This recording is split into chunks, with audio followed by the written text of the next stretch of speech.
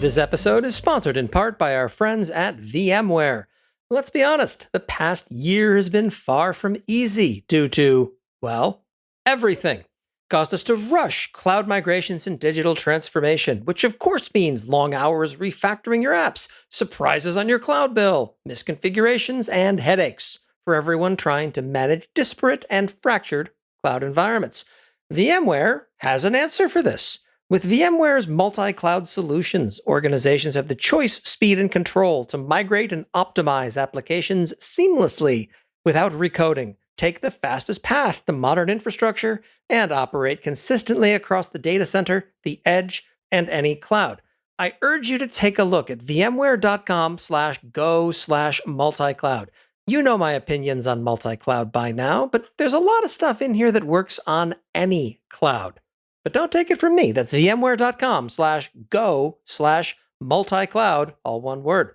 And my thanks to them again for their sponsorship of my ridiculous nonsense. Cloudflare announced its own object storage offering last week, snarkily naming it R2 instead of AWS's S3. Storage is great, probably, but let's tie it to cloud economics here. We don't have specifics as to edge case pricing dimensions, but Cloudflare's blog post goes into some detail about how it works.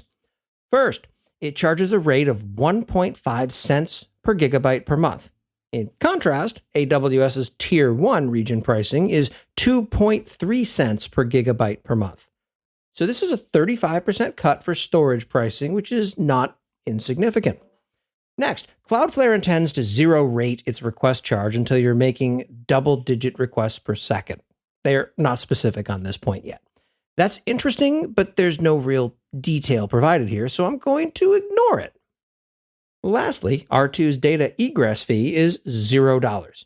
AWS's data egress starts at 9 cents per gigabyte and decreases with larger volumes.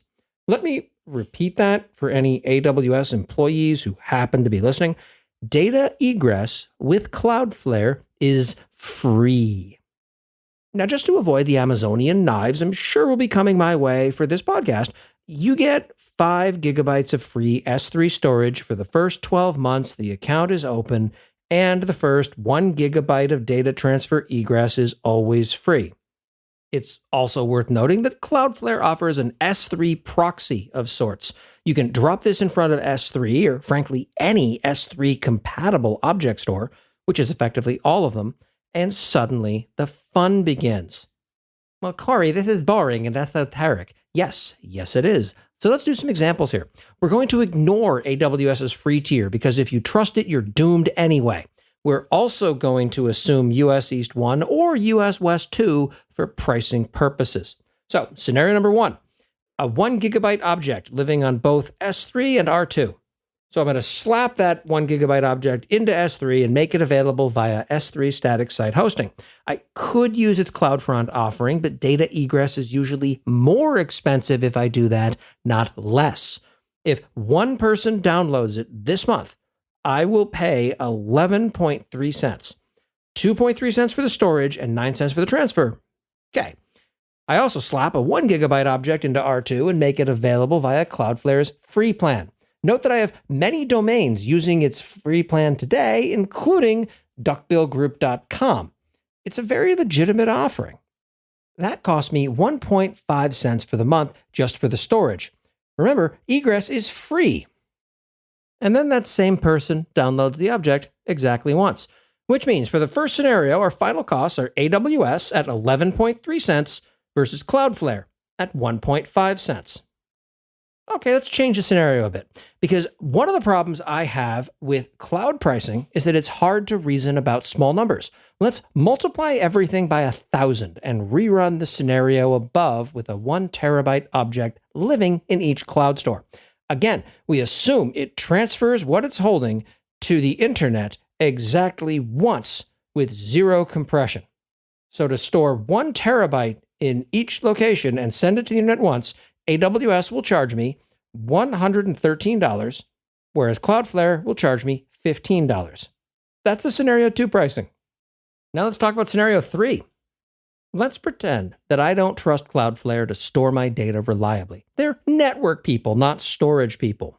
I can accept that argument. As a grumpy old sysadmin, I'm distrustful of stateful things at launch. New file systems, storage solutions, or databases bear careful watching, and I won't be the first kid on my block to trust them. This is where I'd use Cloudflare's S3 proxy feature. I'd point Cloudflare at my S3 bucket and wait. When the first request for my 1 gigabyte object comes in, Cloudflare would copy the object into R2 and serve it from there. In this case, I pay AWS's data transfer rate of 9 cents to get it into R2, S3's storage fee of 2.3 cents, and R2's storage fee of 1.5 cents, all for a total of 12.8 cents out the door for that solution. Now, the final cost for this scenario, with AWS entirely direct on S3, no proxy option, 11.3 cents. Whereas with Cloudflare with their D2 proxying S3, 12.8 cents. I should point out that in that scenario, all but 1.5 cents of that is AWS charges. All right, now let's do the same thing 1,000 times for scenario 4 to make the numbers make more sense. When everything becomes a terabyte, I pay $90 in AWS egress fees, $23 in AWS storage fees, and $15 in Cloudflare storage fees for a total of $128. Note that if I'm only ever accessing S3 data the first time or when R2 breaks, there's no reason for me not to use S3's infrequent access storage class. That adds a 1 cent per gigabyte surcharge to retrieval requests, call it part of the egress fee, but it reduces the scenario's cost to $100 in egress fees. This adds a 1 cent per gigabyte surcharge to retrieval requests, call it part of the egress fee, and raises this scenario's cost to $100 in AWS egress fees, $12.50 in S3 storage fees, and $15 in Cloudflare fees, all for a total of $127.50 in total charges the first month. If this object gets accessed again in the second month, my fees are just $27.50. So the final costs here, depending on which path you go down, are either $128 or $127.50 the first month and $27.50 per month afterwards. This episode is sponsored in part by Liquibase. If you're anything like me, you've screwed up the database part of a deployment so severely that you've been banned from ever touching anything that remotely sounds like SQL at least 3 different companies. We've mostly got code deployments solved for, but when it comes to databases, we basically rely on desperate hope with a rollback plan of keeping our resumes up to date. It doesn't have to be that way. Meet Liquibase. It's both an open source project and a commercial offering. Liquibase lets you track, modify, and automate database schema changes across almost any database, with guardrails that ensure you'll still have a company left after you deploy the change. No matter where your database lives, Liquibase can help you solve your database deployment issues. Check them out today at liquibase.com. Offer does not apply to Route 53. Okay, this has all been great, and I'm reading numbers to you, and that's awesome. So let's just do one more here. Let's get wild with this scenario because it most clearly highlights exactly why this is game-changing. I put up a 1 gigabyte object, and for some reason it goes incredibly viral, or, let's face it, I misconfigure a script somewhere.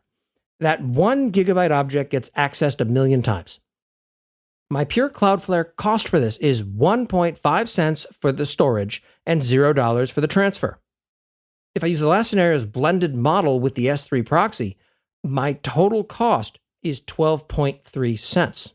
And if I'm entirely on AWS, the S3 charges are 2.3 cents per month, while the data egress charges get tricky. See, it drops down in bracketed tiers, so above 150 terabytes, it costs 5 cents per gigabyte. And the data egress cost would be $53,891.16 for a total cost of $53,891.18, assuming AWS is charitable enough to drop the fraction of a penny. And that is why this changes the game for data egress charges to the internet with AWS. Now, let's have some frequently shouted questions because $53,000 versus, 12 cents is a bit strange. Why does this matter since no one pays retail rate for 1 petabyte of data egress on AWS? You're right. No one pays retail for 1 petabyte. Even AWS's data transfer page says to get in contact with them for transfer volumes above 500 terabytes a month. That's all well and good for month 2. That discounting is going to depend upon committing to do this every month for at least a year. Assuming a 50% discounting rate on that 1 petabyte and you intend to commit for the year, that drops you down to only $26,945.58 for the Scenario 5 data transfer charge. Still not terrific. We're going from new BMW to stripped down Toyota pricing here. Let's also not lose sight of the fact that I just got surprised by a 1 petabyte egress bill means that yes, I'm very much being charged retail pricing for it. So the next shouted question is, you really think Cloudflare is going to let you do a petabyte of data egress on a free account? Maybe, maybe not. I do know that I'll get a phone call with a salesperson who wants to talk about selling me an enterprise offering. With AWS, I'll get a bill via email that in the event of my misconfigured script will trigger a heart attack. Then I get the option to pony up, beg for a concession, or prepare to be sent to collections. See, a whole lot of AWS customers do multiple petabytes of data egress every day. This isn't really a blip to them. The next question, how in the world will Cloudflare stay in business? The short answer is by selling services for more than it costs to provide them. As of its most recent quarterly report, Cloudflare has 77% gross margins. I regret to inform you that you've been misled. The way that companies buy and sell bandwidth is complicated and arcane. Cloudflare touches on a lot of this in an older blog post that gets into transit, peering, 95th percentile billing, etc. Effectively, instead of paying by the gigabyte, companies, including AWS, pay by the gigabit per second utilization of links to other networks. In their post, AWS's egregious egress this past summer, Cloudflare does a bunch of math to show that AWS is at minimum charging an 80x markup in the United States for data transfer. This, of course, assumes that Amazon, motto, "We're cheap, but call it frugal," can't negotiate better rates than Cloudflare can. I very much doubt that to be true. In conclusion, I'm very pleased by this development. I think it throws a major wrench into AWS's excessive egress charges, and it opens up a whole bunch of opportunities for customers. With Cloudflare Workers and a bunch of other services that Cloudflare is busy rolling out, there's starting to be a strong economic incentive to move certain workloads to its platform. Data gravity is real. Where your data lives is usually with the provider that starts to see a lot of your other workloads as well. Look, all of this is, of course, subject to change. We don't have complete pricing dimensions for R2 yet, nor have we seen terms of service. But this does make it very clear that AWS is either going to have to address its egress fees or risk losing workloads as the patterns I've described solidify into best practices.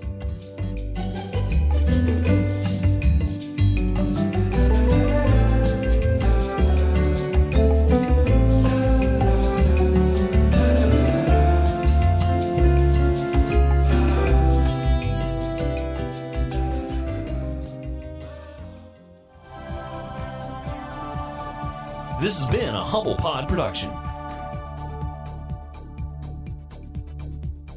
Stay humble.